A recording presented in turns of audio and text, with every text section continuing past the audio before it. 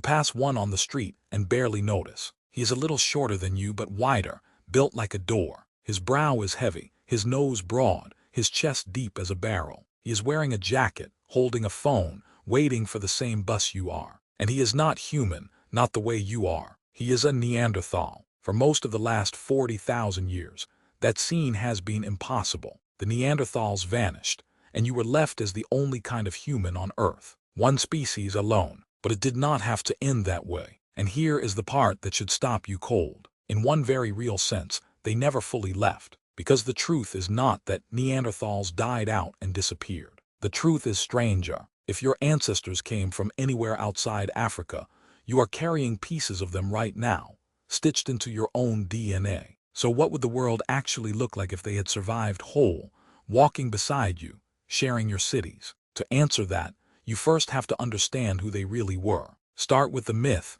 because you have been taught one. The word Neanderthal is an insult in your language. It means a brute, a knuckle-dragger, a slow and stupid dead end. That picture is wrong, and we can prove it is wrong. In 1908, in a cave near La Chapelle-aux-Saints in France, a nearly complete Neanderthal skeleton was found, hunched and bent. The scientist who first described it reconstructed a stooped, ape-like creature, and that image poisoned a century of imagination. But he had missed something simple. The old man in that grave had severe arthritis. He was bent because he was sick and aging, not because his kind walked that way. Corrected, he stood as upright as you. Now look at what they left behind. At Shanidar cave in the mountains of Iraq, the archaeologist Ralph Solke excavated a series of Neanderthal skeletons beginning in the 1950s. One of them, an adult male, had lived for years with a withered arm, a crushed eye socket, and a leg injury that would have left him barely able to walk. He should have died young and alone.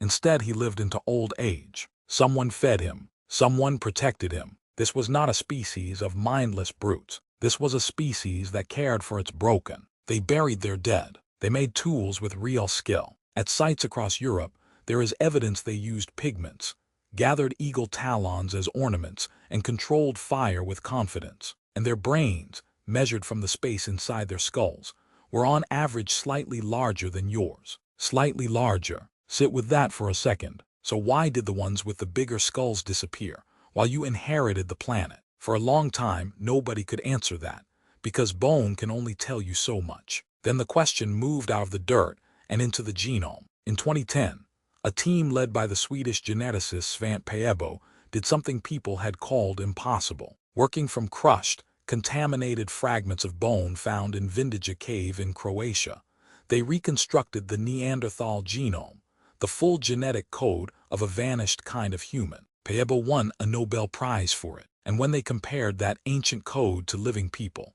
they found the thing that rewrites the whole story. Interbreeding, where Neanderthals and your ancestors met. They did not only fight, they had children. Those children had children, and the genes flowed downstream, across hundreds of centuries, all the way into you. Today, if your heritage traces outside Africa, roughly 1 to 2% of your DNA is Neanderthal. It sounds tiny. It is not, because different people carry different fragments. So when you add all the surviving pieces together across the whole human population, geneticists estimate that a large share of the entire Neanderthal genome still exists, scattered through billions of living bodies. They did not simply die. They dissolved into you. So what do those fragments actually do? This is where it stops being a curiosity and starts being personal. The geneticist David Reich at Harvard, and separately a team led by John Capra and Corinne Simonti, cross-referenced Neanderthal DNA against the medical records of tens of thousands of living people. The stretches you inherited are not random junk. They shape the thickness and color of your skin and hair. They tune your immune system, handing some people stronger defenses against certain infections, and handing others a raised risk of allergies and autoimmune trouble. Some Neanderthal variants are linked to how your blood clots, how you process fat, even your likelihood of certain moods and depression.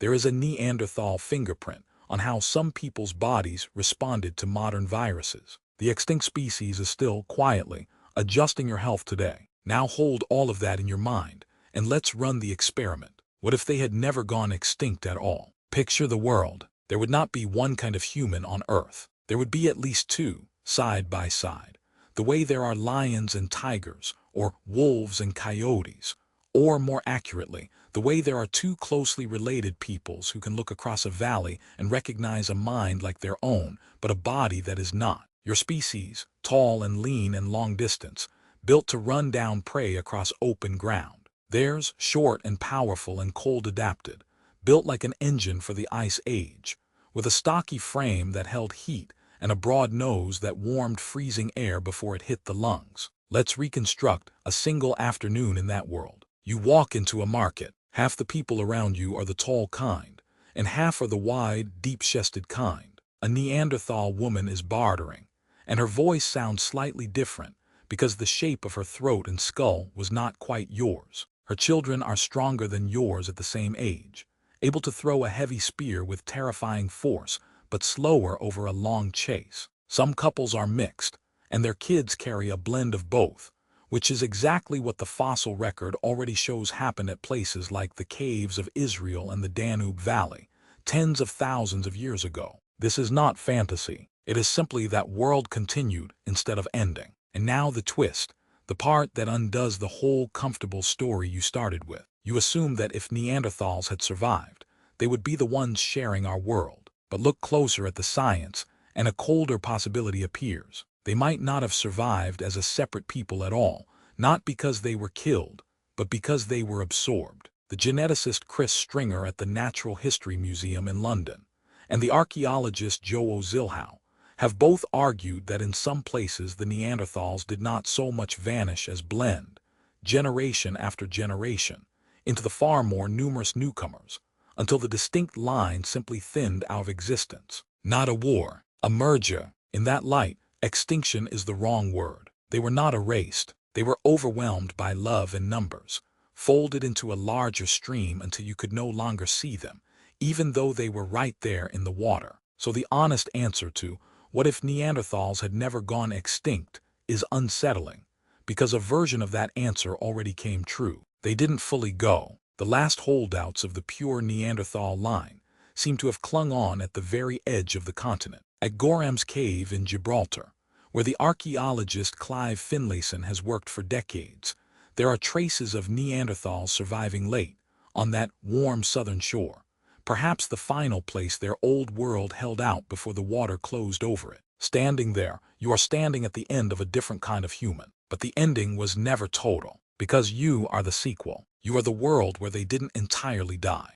Every non-African walking the earth is a living archive of that vanished species, a walking compromise between two kinds of human that met in the cold and chose, more often than the old stories admit, to build a family instead of a battlefield. The Ice Age genes that help your body handle cold, the immune tweaks that fought off ancient plagues, the fragment science is still decoding.